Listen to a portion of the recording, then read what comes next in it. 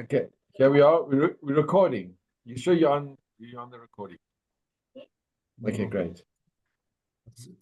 לא, זה נמצא פה בפנים, בסדר.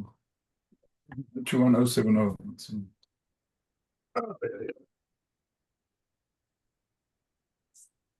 מי החליט את הכיסא? טוב, אתה רוצה להגביה את זה? אני חייב להגביה קצת. רגע, שנייה. רגע, מי שזה? אני צריך לקום. תקום שנייה. איך מגביהים את זה? עשיתי את זה. Okay. Rob, in the meantime, I've got fondest regards from Aubrey Katzer.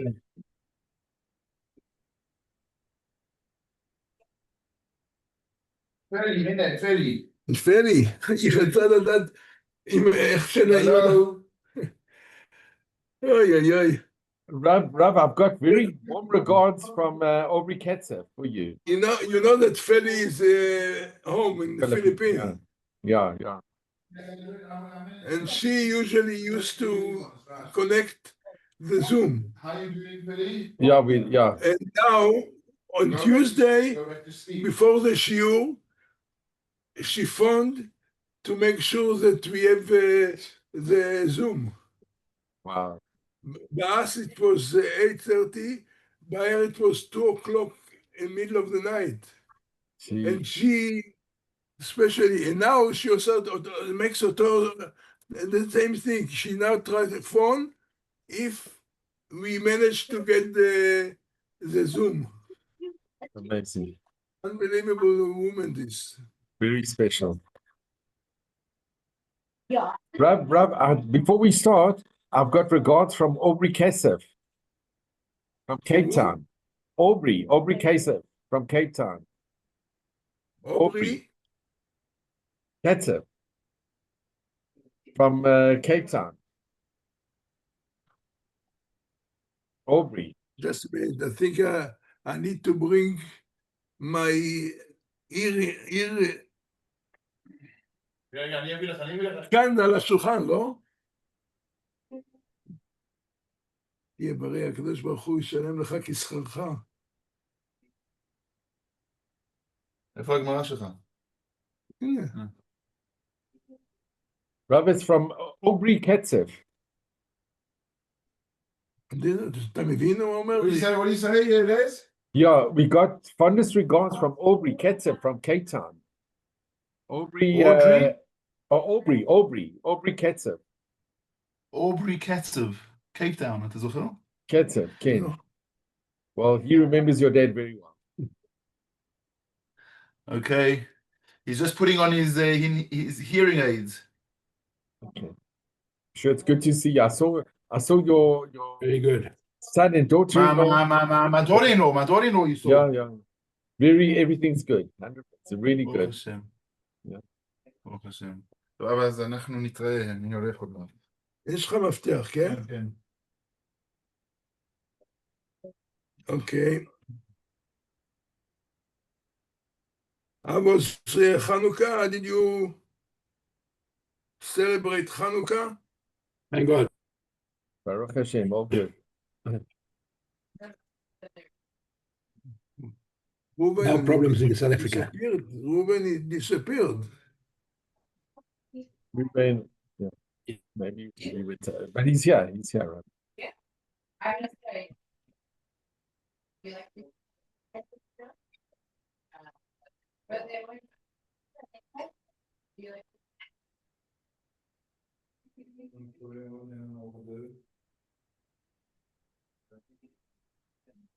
And Rob, how was Hanukkah with you? Sorry? How was your Hanukkah?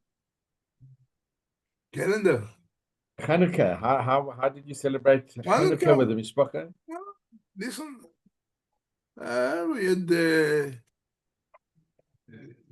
I was home, the candles, and we had some family getting together. It was very nice. Oh, Rob, I've also got regards from Rabbi Ron Hendler. Ron Hendler. Who? Ron Hendler. Oh, Hendler. Where did you see him? He came to Israel. I saw him. He was here a week ago.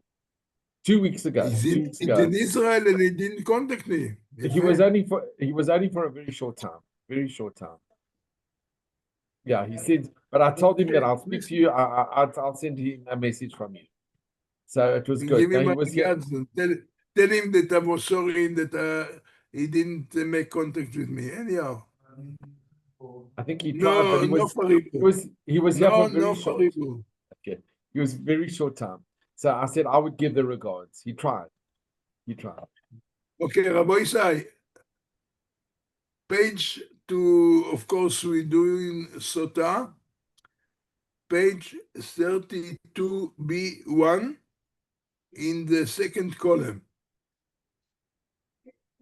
The introduction is in the Mishnah, the whole Mishnah is dealing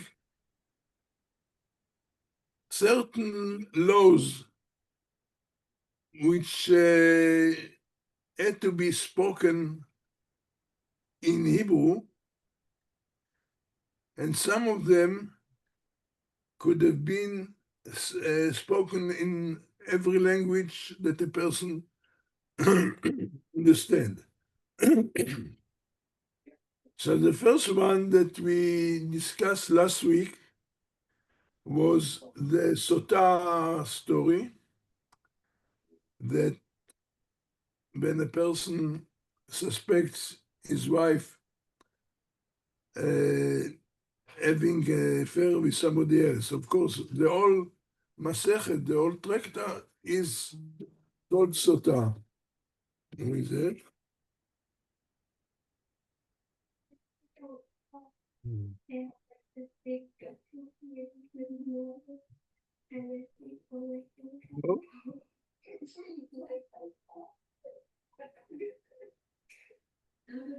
כן. סליחה, בן ציון, סליחה, אני לא יכול לדבר איתך עכשיו, אני באמצע השיעור בזום לדרום אפריקאים. אז אתה הרי בא גם לבית כנסת, אז נתראה. תודה רבה, תודה על הציצול. אוקיי.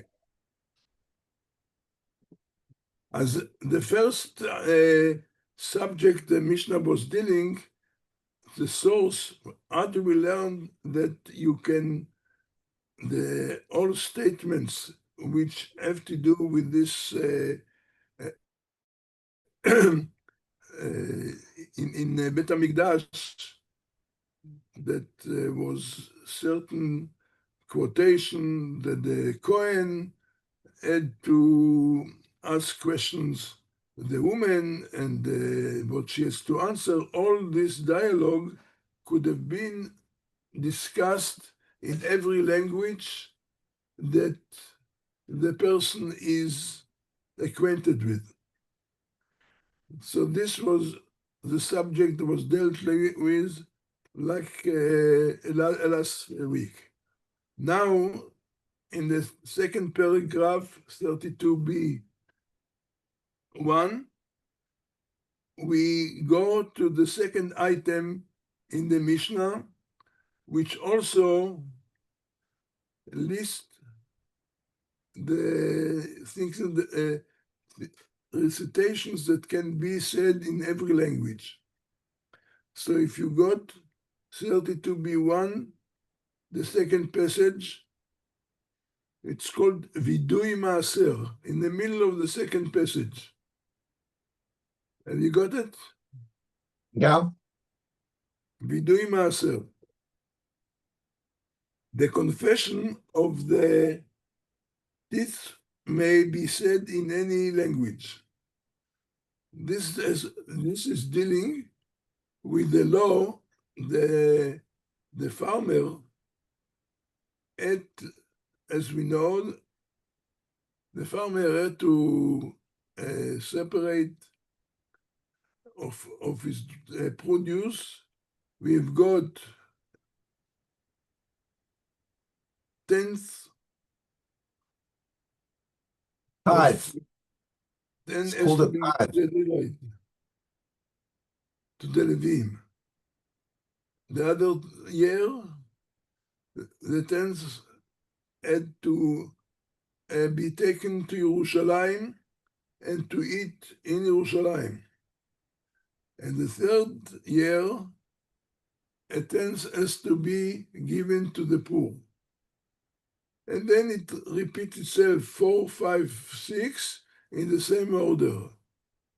First, the Levites, second, the Yerushalayim, and the third one, which comes to be the 6th year, this is which you have to share with the poor people. And the 7th, of course, is Shemitah. So there is no any kind of giving away, because the whole thing is Efker and so on, everything that a person can come and take whatever he wants from the farm. So this is what we are dealing with, the Vidui Maaser, that at the end of the 3 years,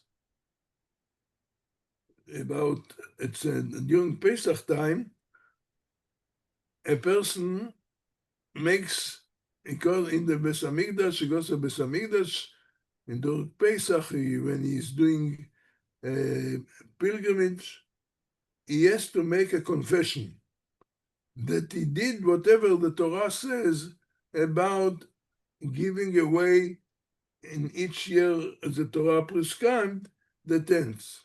This is what the Mishnah says, and these are one of the items that the confession can be said in every language, not necessarily to have it in Hebrew. If the person can't say in Hebrew, a person prefers to say English or Japanese or whatever.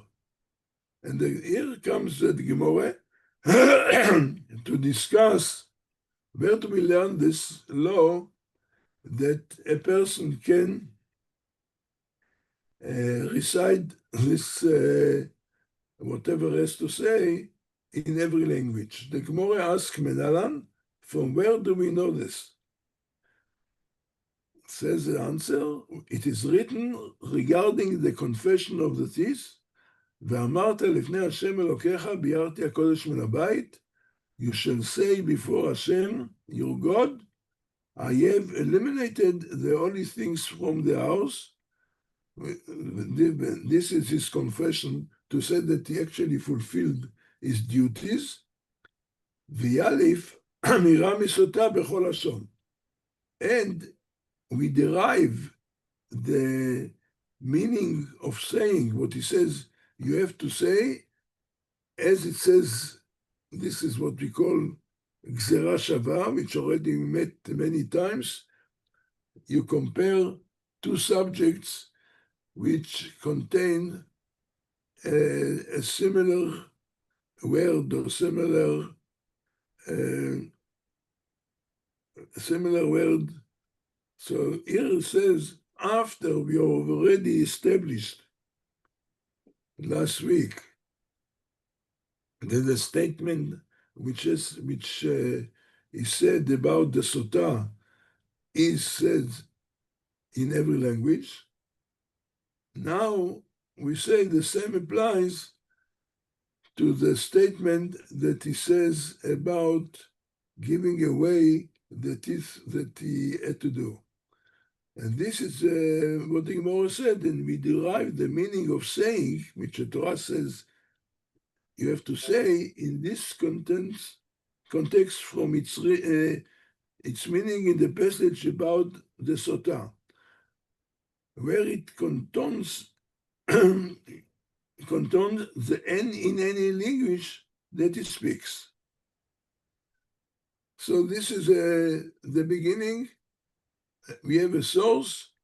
How do we come to say that the recitation can be said in every language, which the farmer understands what he says, and there is no necessity to break his tongue to say it in Hebrew. So this is, we learned it, Gzera Shava, it's called Gzera Shava, comparing two subjects who have a common expression. So after we established that what is said in Sotah can be in every language, so with a common expression, which we'll see in a moment, then we derive the same. Every statement can be said with regard to the masrot, to the teeth, which the farmer has to make a confession or statement that whatever he was obliged to separate to the different years, it was done in any language. The Gemora continues. Amar le Rav Zvi Abaye. Rav Zvi said to Abaye, why do you learn from the statement of Sotah that can be said in every language? Instead, let us derive the meaning of saying. The common word which we say in Sotah and in the Maaser is the verb amira, saying. What makes you to use what compares the Sotah to this confession, the word saying, amira, why don't you actually compare what the Levim, the Levites, which in the ceremony that took place in Mount Gerizim and Mount Eval, which we discussed before, we know that the Levim, the Levites the Jews were gathered in the bottom of the two mountains, and the Levites used to turn to the group and say certain things, blessings and curses. In other words, a blessing which, if a person does it, what should be, or a curse if the person didn't do what was to be done. And these statements which the Levites used to say or had to say was only Belashon HaKodesh in the holy tongues, which is Hebrew. So if the only thing would direct us to learn the language from Sotah, because there is this word saying in both, but we've got another in the subject where, as I said, about the blessings and the curses which were done in the mountains, it says also the same verb, ve'amru, and they said, and this what the Levites had to say, they had to say it only in Hebrew. So why don't we compare the confession that the farmer says, compare it that the language is used is the same language that the Levites use in that ceremony in Mount Tabor and Mount Gerizim. This is the question of the Gemora. What makes you to choose the comparison to Sotah and not to the Levites? In other words, you compare the laws of which we are saying now that when he confesses about giving away the tenth masrot, we compare it to the ceremony, so to speak, to what the farmer at we compared to the Sotah that she could say in any language. The Gemora asks, why didn't compare to the same language which the Levites use to say the blessing and the curses? Answer the Gemora, we derive the meaning of saying, Amirat, to say, that appears on its own from another instance of saying that appears on its own. And we don't derive the meaning of saying of its own from speaking up and saying. Namely, that the Gemara answers the reason why we compare Sotah to the video of Masrot, because in both cases the Torah used the same word, saying, not like in the case of the Levites, in addition to what it says saying, there is another verb, speaking up. It says there, speaking up and saying. So the verse about the confession of the teeth uses the verb say without another word.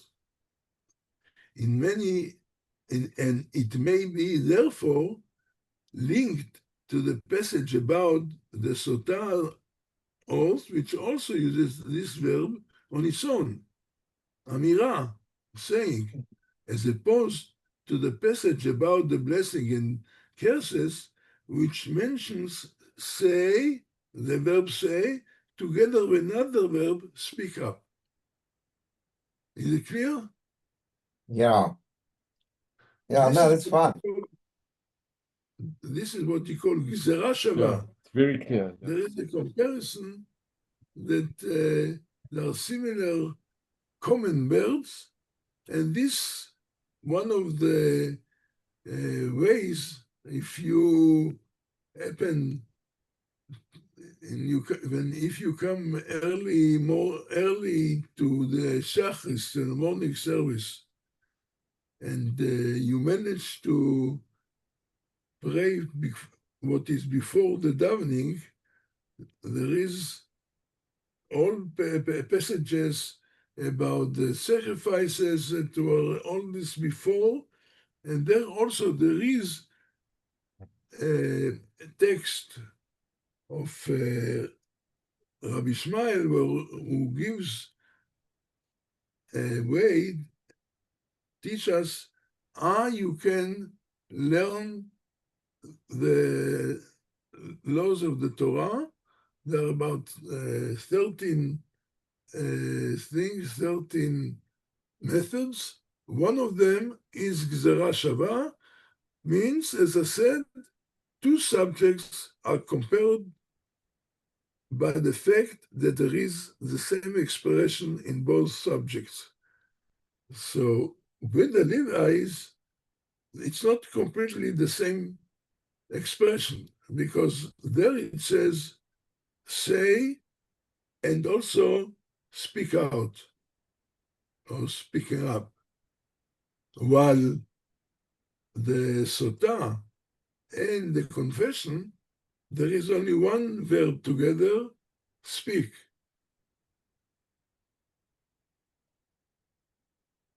Or rather, in Hebrew will be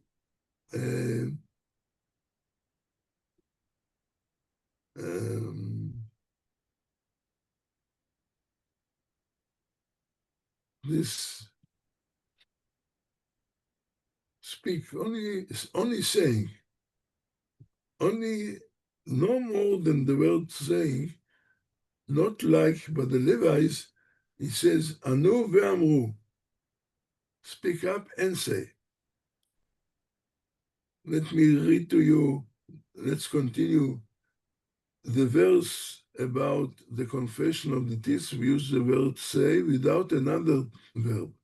It may therefore be linked to the passage about the Sotah oath, which also uses this verb on its own, as opposed to the passage about the blessing and curses, which mentions say together with another expression, speak up. Do you understand what I said? Yeah, now it's clear, Rav. Clear. The Gemora continues. Etana infers a lesson from the fact that the Torah does not write speak up in reference to the confession of the teeth. The Torah, now we want to know why the Torah didn't write in the same way that they write about the Levites, say and speak up in the case of the blessings and the curses. This is what the following passage.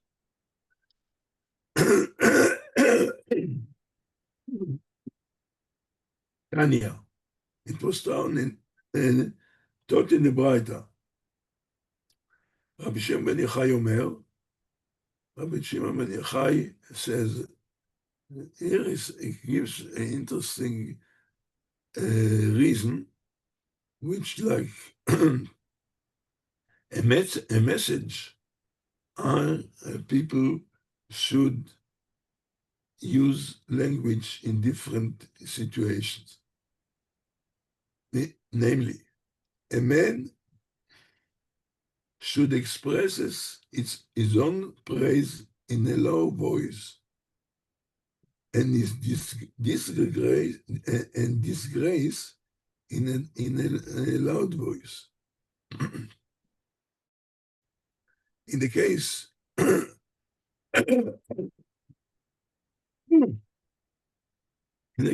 of the Masrot, the teeth, we found that there is, now the Gemora wants to derive a lesson how to use language.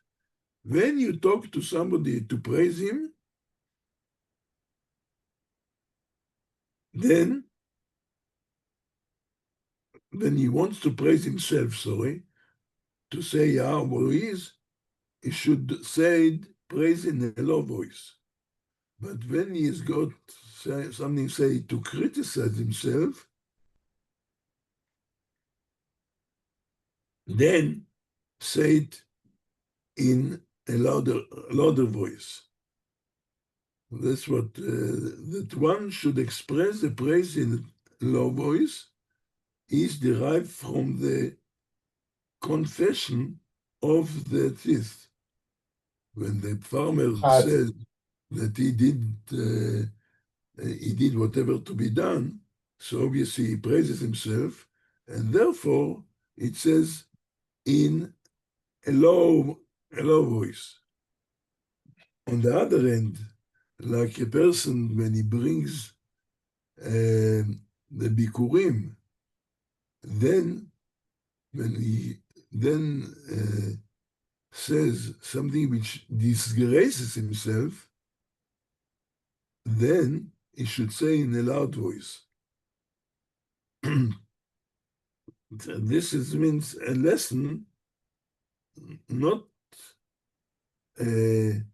actually has to do with the subject, but only the way how the subject the two subjects are expressed. So this is like to say a lesson to a person. When you say something which praises you, you say it silently, not loudly. On the other hand, when you are stating something which is a disgrace of yourself, you say it louder. This is what the Gemora here comes. The two passages, when it comes to express this grace in a loud voice, and he brings in addition to it, which is also very interesting for us to understand, what reason did the rabbis institute that the prayers be recited quietly? Why do we have Shmona Esrei? The Amidah, we say it quietly, belachas. We don't say it loudly. Why? Interesting lesson. In order not to embarrass transgressors who confess their sins when reciting the prayer. This is the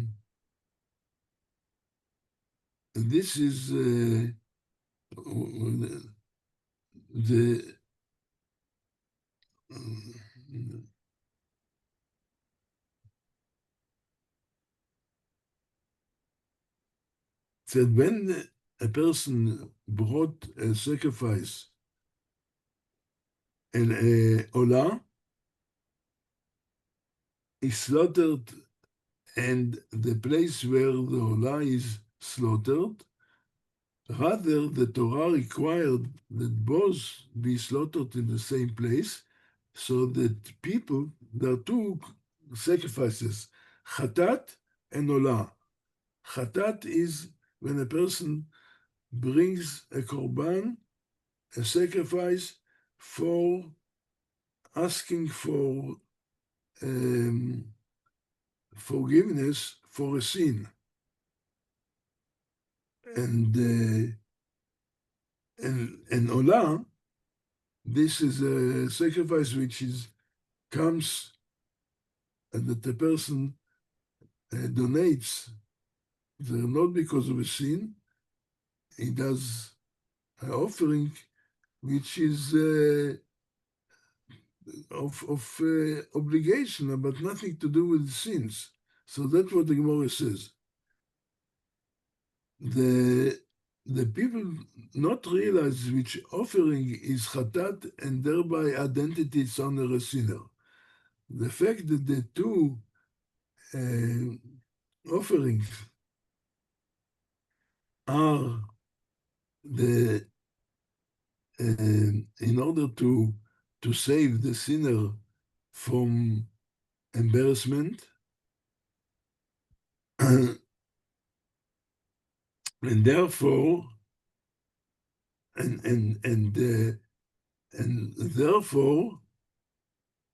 the Torah did not distinguish between the place where the chatat is offered or olah offered, because if it will be in two ways where the chatat offered and olah is offered, then of course people will see, he's bringing a sacrifice for his sins.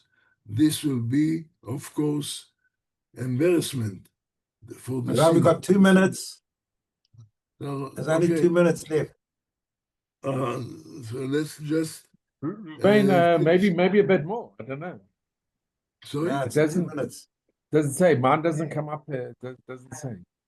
Yeah. Okay, Rob, we're near the end. Ruben's right. We're I'll near the end. finish. Just a minute. Do you want me to continue? Just and finish. for, No, finish more here, Rav. Otherwise, just that's going to go off on my computer. So finish here. All right. So remember, go over what we said here. Use it's good explained in the language in English. And please God, next week we'll continue to finish the subject. Okay? Wonderful. Right. Thank Rav, you. thank you Shabbat so Shalom. much. Okay, Shabbat Thank Have a Shalom, good Shabbos, Rav. All everybody. the best. Shabbat Shalom, and thank you very much. Shabbat Shalom. Be well. Shabbat Shalom. And we should only hear good news. Thank So you. what's about? Amen. So Amen. I'm closing. Excellent. Thanks, Rav.